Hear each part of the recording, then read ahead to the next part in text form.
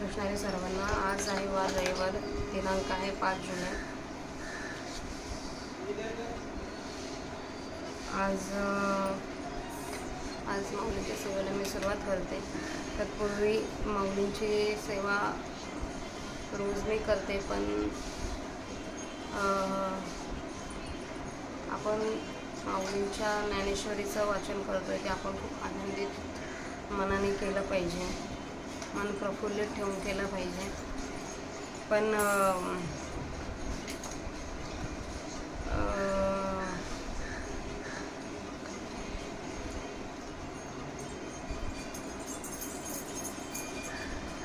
काही गोष्टी नाही आहेत आपल्या हातात, त्यामुळं आपण हे माझं जे मन आहे ते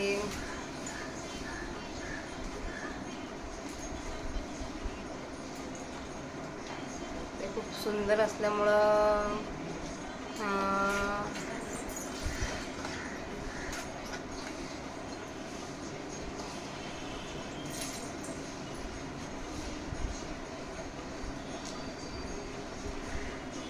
त्याच एकटं पडलंय.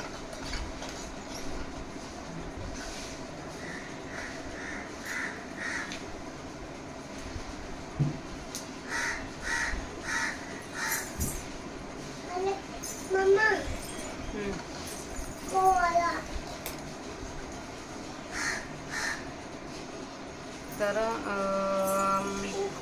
माऊलींची ती मी त्यासाठी क्षमा मागते आणि सेवेला आपण चालू करूया, कारण की आज बोलण्यासारखं माझ्याकडे काहीच नाही आहे.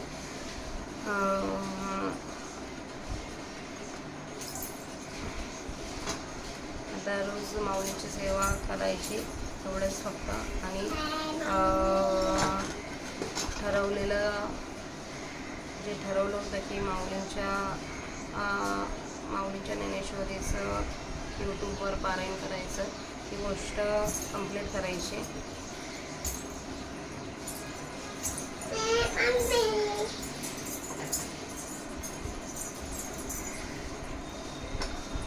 आपल्या माणसांचं काय होतं, आपण ना गोष्टींमध्ये अडकून जातो.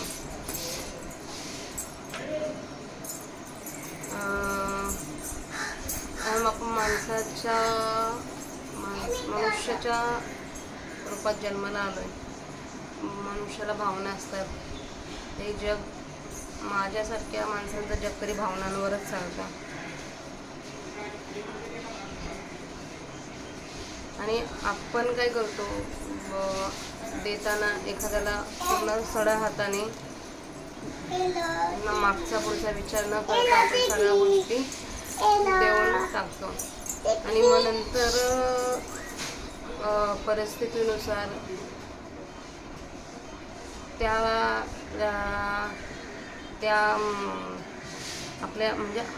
आपल्याला त्या परिस्थितीला तोंड द्यावं लागतं, की आपल्यावर अशी वेळ येते की नंतर आपण विचार करतो की आपलं काय चुकलं.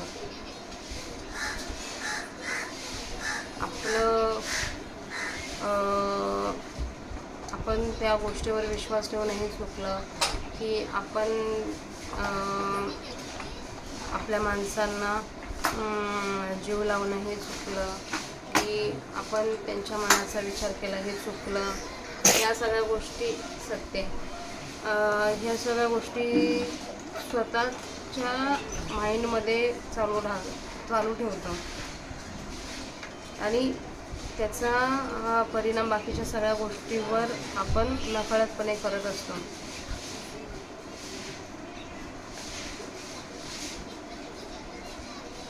या आजच्या युगामध्ये माणसाने तेवढं स्ट्रॉंग राहिलं पाहिजे. मन हळवं ठेवून जमत नाही. ज्याला जी माणसं आपली असतात, जी माणसं आपली असतात ती आपल्या अंतःकरण जड होईल एवढं आपल्याला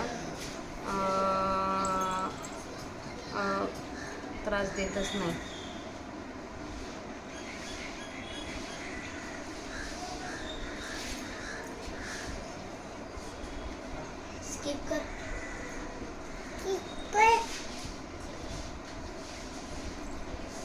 आताही मी माझ्या मुलींना किती वेळा सांगते की आपण ज्ञानेश्वरी वाचूया, पण त्या TV बघत बसले.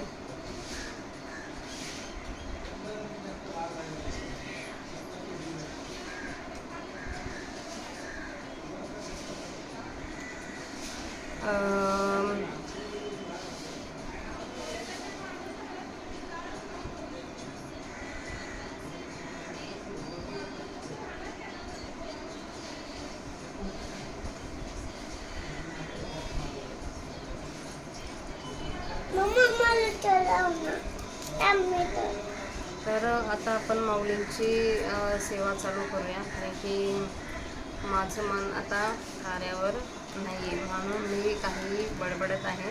त्या गोष्टीकडे दुर्लक्ष करून माऊलींच्या सेवेकडे आपण लक्ष देऊया.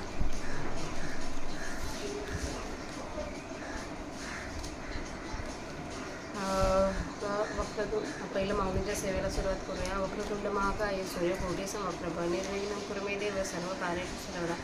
अलंकापुरी पुण्यभूमी पवित्र तिथे नांदतो ज्ञान राजा सुपात्र तया आठविता महापुण्यराशी. नमस्कार माझा श्री सद्गुरू ज्ञानेश्वराशी. आपण 13 अध्यायातल्या 700 ओळ्यांपर्यंत वाचन करलेलं होतं. तिथून पुढच्या ओळ्या वाचल्या. तैसे जयाचे अंतकरण त्याच्या ठाई संपूर्ण अज्ञानाची जाण वृद्धी आहे आणि विषयांची गोडी जो जेतू मेला नसंडी. स्वर्गीही खावया जोडी येथून नीचे जो अखंड भोगाजचे जया व्यसन कामक्रियेचे. मुख देखुनी विरक्ताचे सचेल करी विश्वशिनोनी जाई परिणशेने सावधू नये. हुईला हाती खाई कोणबी जैसे खरी टेको निधी उडे नागवणी खोळी नाकाळी तरी जेवी न काढे मागवता करू. तैसा जो विषया लागी घाली जळती आगी व्यसनाची अंगी लेणी मिळवी. फोटोनी पडे तव मृग वाढवी हवं परिणाम म्हणे ते माव रोहिणीची. तैसा जन्मने मृत्यूवरी विषय त्रासिता भोवती परी तरी त्रासून हे बरी अधिक प्रेम. पहिली हे बाळ दशे आई बा हेची पिसे ते सरे मग श्रीमानसे भुलवणे ठाके. मग श्रीभोगिता थांबव वृद्धाप लाभ येवा तेव्हा तिचे प्रेमभाव बाळकासी आणू. आंबले व्याले जैसे तैसे बाळी परिवसे परीची मरे तो न त्रासे विषयांसे जो. जाण तयाच्या ठाई ज्ञानासी पारू नाही. आता आणखी काही चिन्हे सांगो तरी देह ऐसे आत्मा ऐसे जो मनोधर्मा वळगुणी कर्मा आरंभ करी आणि उणे का पुरे जे जे काही आचारे त्याचे आविष्कारे कुठो लागे. डोळे ठेवलुनी भोजे देवलविसे जीवी पुंजे. तैसा विद्या वैसा माझे उदाहरणा चाले म्हणून मीची एक वाती माझाची घरी संपत्ती. माझी आचरती ही रीती कोणा आहे नाही माझे निपाडे वाढू मी सर्वज्ञ एकचे रोडू. ऐसा गर्व तुष्टी गंडू घेऊन ठाके व्याधी लागले या माणसाने भोगू जाऊ जैसा. निके नसा हे जो तैसा पुढीलांचे पैगुणू ते तुला खाये स्नेह की जाळू ती जा. जे तर ठेवी जे ते तर होय मसी ऐसे. जीवने शिंपला तिडी पिढी विजेला प्राण सांडी गागला तरी काळी उरवणे दी. आळूमाळू प्रकाशू करी ते तुलेनीची उभारा घरी. तैसे दीपाची या परी सुभे दुधव औषधाचे नावे अमृतेज्ञ व ज्वरू जैसा अंपुदे. का विषाची होऊनी परते सर्पा दुधा तैसा सद्गुणी मत्सरू उत्पत्ती ही अहंकारू. तपोज्ञाने अपारू ताठा सळे अंत्युराणी वे बैसविला आरे धारुने घेळेला. तैसा गर्वे फुगला देखीसे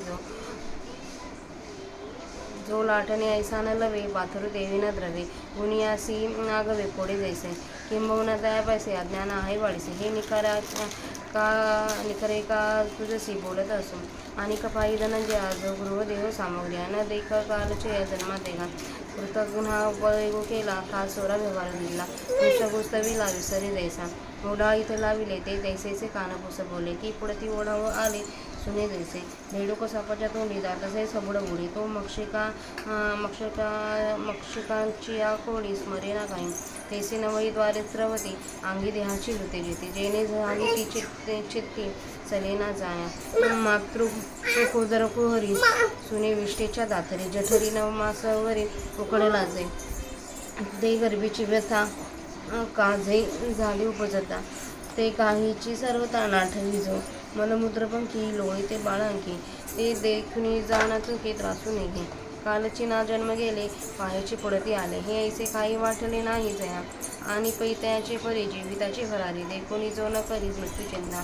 जिने याची विश्वासे मृत्यू एक एक असे. हे जयाची न मानसे माने जेना. अल्पोदिकींचा मासा हे नाटे ऐसे आशा. न वचेचे काजेचा अगाध डोहा.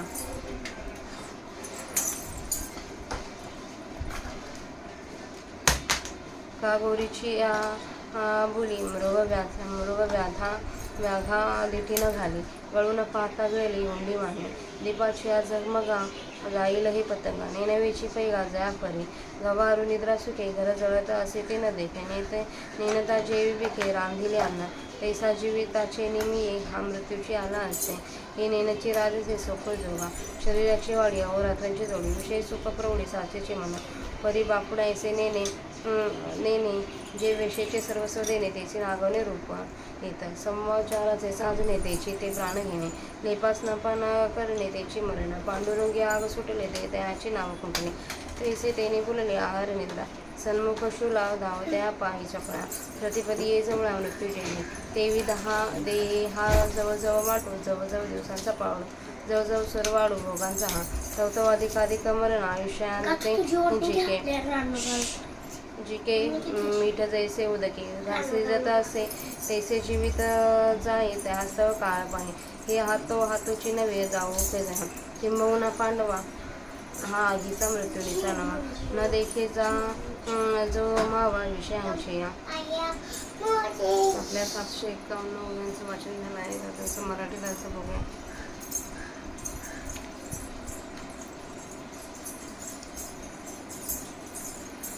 त्याचप्रमाणे ज्याचे अंतःकरण असते म्हणजे वरील उदाहरणाप्रमाणे जे बऱ्या वाईट कल्पनांनी व्यापले जाते त्या पुरुषाच्या ठिकाणी अज्ञानाची पूर्ण भरभराट आहे.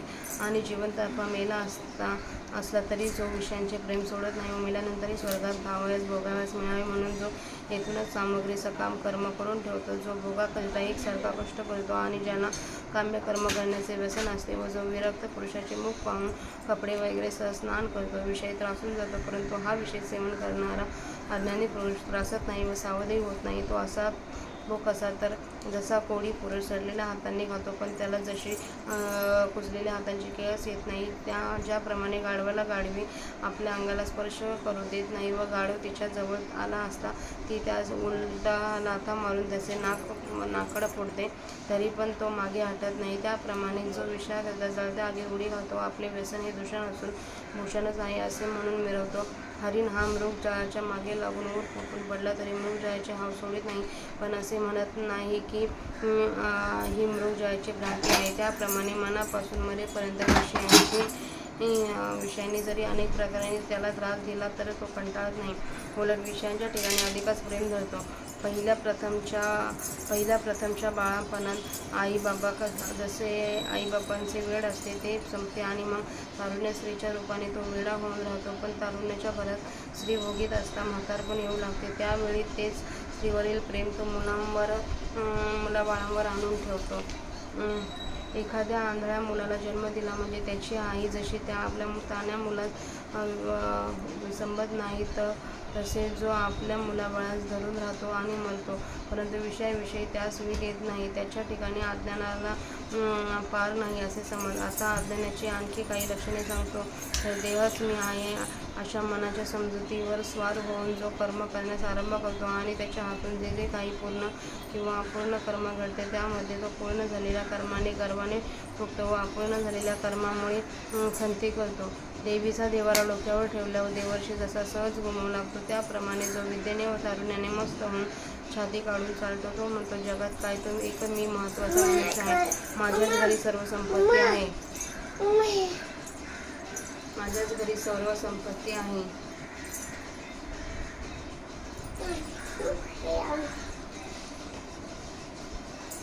माझ्याच घरी सर्व संपत्ती आहे.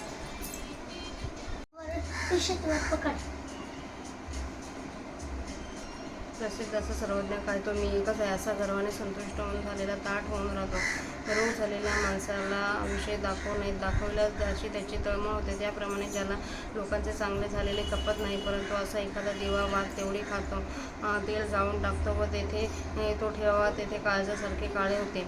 पाणी शिंपडल्याने तो तडतड करतो, वारा लागला तर विझून जातो, एखाद्या ठिकाणी लागला तर तो सर्व जाळून टाकतो, एक काडी उरू देत नाही. थोडकासा प्रकाश पडतो व तेवढ्यानेच उष्णता वाढवतो. त्या दिव्याप्रमाणे जो विद्वान असतो म्हणजे ज्याला ज्ञान थोडे असते पण ताठा मोठा असतो. नवजात झालेल्या माणसाला औषध म्हणून दूध दिले असता तो नवजात जसा वाटतो, अथवा सर्पाला दूध पाजले असता ते जसे विषय होऊन उलटते, त्याप्रमाणे चांगल्या गुणांविषयी जो मत्सरी असतो, विद्वत्तेचा ज्याला अहंकार असतो आणि तपाने व ज्ञानाने ज्याला अमर्याद गर्व चढतो, अंत्यजाला जसे राज्यावर बसवले म्हणजे तो गर्वाने फुगतो, अथवा अजगराने खांबाचे लाकूड गिळले असता तो जसा फुगतो, त्याप्रमाणे अभिमानाने फुगलेला तो तुला दिसेल. जो लाटण्यासारखा लवत नाही, दगडाप्रमाणे त्याला पाझर फुटत नाही, ज्याप्रमाणे तुळसे लावले असता मांजरेकाचा उतरवता येत नाही, त्याप्रमाणे मोठा ज्ञाता देखील त्याला ताळ्यावर आणू शकत नाही. फार काही सांगावे त्याच्याजवळ अर्जुना अज्ञान वाढत्या प्रमाण आहे, हे तुला आम्ही निक्षून सांगतो. अर्जुना आणखी असे पहा की जो घर, शरीर वगैरे सामग्रीच्या योगाने मागील जन्माची आठवण ठेवीत नाही, कृतज्ञ मनुष्याच्या उपयोगी पडलेले जसे तो विसरतो, अथवा चोराला भांडवल दिले असता तो जसा तो विसरतो, अथवा कोडिया पुरुषाची स्तुती केली असता तो जशी ती विसरतो, कुत्रे ओढाळपणाने करते म्हणून त्याचे काम व शेपूट कापून त्यास घराबाहेर हाकलून दिले तरी तो ओढा कुत्रे कान व शेपूट रक्ताने ओले असताना ते सर्व विसरून त्याप्रमाणे पुन्हा घरात खोडी करण्याकरता शिरते. बेडूक सापाच्या तोंडात सगळा गिळला जात असतानाही माशाचे समुदाय तो गिळतो, पण आपण मरतो ही आठवण त्याला नसते. त्याप्रमाणे शरीराचे नाक, तोंड वगैरे ही 9 द्वारे मळाने पाझरत असून शरीराला झालेले कुष्ठ अंगावर प्रत्यक्ष असूनही ही स्थिती ज्या जन्माच्या योगाने प्राप्त झाली ती गोष्टी ज्याच्या अंतःकरणात चलत नाही. आईच्या उदररूपी गोळीत विष्ठेच्या थरांमध्ये घालून त्या पोटात 9 महिनेपर्यंत ज्या वेळी उकडला ती गर्भात असता झालेली पीडा अथवा जन्माच्या काली झालेले कष्ट ते काही जो मुळीसुद्धा आठवत नाही. विष्ठा व मूत्र यांच्या चिखलात लोळणारी मुले मांडीवरून पाहून जो किळस घेत नाही व कंटाळत नाही, मागला जन्म नुकताच संपला नाही काय व लागलीच पुन्हा उद्या दुसरा जन्म मिळणार असे हे काही ज्याला वाटले नाही म्हणून, आणि त्याचप्रमाणे आयुष्याची भरभरा पाहून ज्याला मरणाची काळजी वाटत नाही, जगण्याचा त्याला इतका विश्वास असतो की येथे एक मृत्यू आहे हे त्याच्या मनाला पटत नाही. डबक्यातला मासा हे पाणी आटणार नाही अशा आशेने जसा खोल डोहाला जात नाही,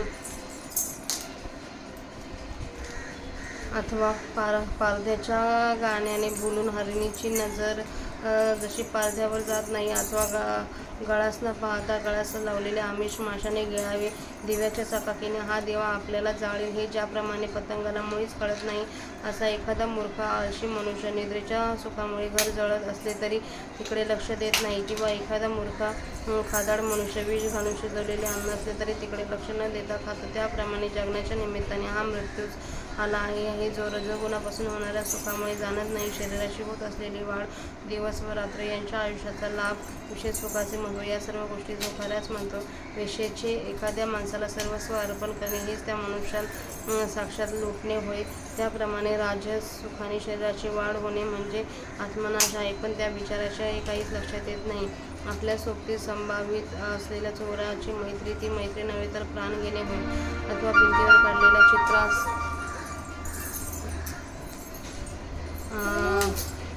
चित्रास स्नान घालणे म्हणजे त्या चित्राचा नाश करणे होय.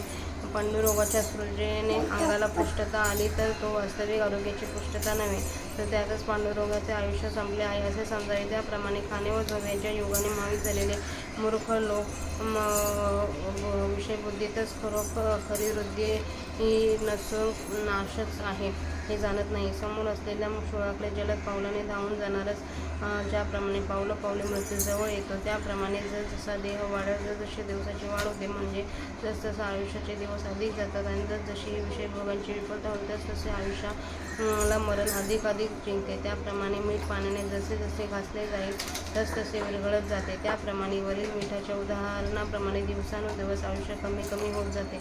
त्यामुळे काळाला उजाडते म्हणजे मरण जवळ येते. त्या त्या ही त्वरेने एकसारखी ही चालू असलेली गोष्ट ज्याला कळत नाही. अर्जुना फार काय सांगावे. हे शरीराचे नित्य नवे मरण जो विषयांच्या भ्रांतीने चालत नाही. हे महाभाव अर्जुन, तो पुरुष आज्ञा देशाचा राजा आहे. या बोलण्यात अज्ञानाचा आणखी काही लक्षणांची न्यूनता राहिली असे नाही.